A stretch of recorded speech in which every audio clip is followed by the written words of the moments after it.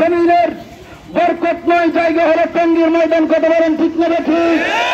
এই টঙ্গীর ময়দানকে রক্ত যারা রঞ্জিত করেছে এদের কার্যক্রম বাংলার জমিনে চলবে না।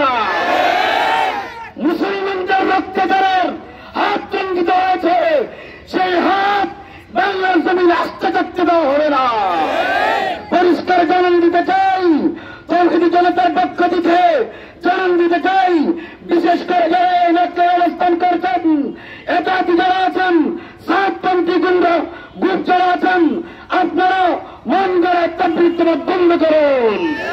এটা কোরআন হাদিসের অনুকূলে চলবে, ওলামায়ে কেরামের অনুকূলে চলবে। আমরা জানি গাড়ির ড্রাইভার যদি পাগল হয়ে যায় গাড়ি অ্যাক্সিডেন্ট করে। কথা বলেন ঠিক না বেশি?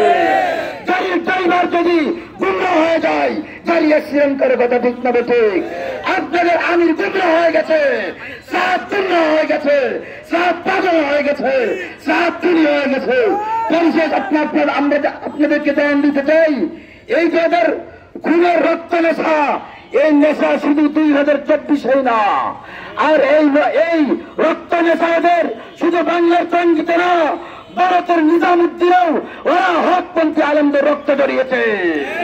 টঙ্গীর ময়দানে 2018-তে জড়িয়েছে, 24-এ জড়িয়েছে, 1, 2, 3 শেষ হয়ে গেছে। পরিষ্কার জানান দিতে চাই, সময় আছে, তওবা করুন। নয় এপ্রিলের সাথে আমাদের সকল প্রকার বন্ধুত্ব, সকল প্রকার কার্যক্রম আপনাদের সাথে বন্ধ করে দেওয়া হবে। কথা বলেন ঠিক আছে?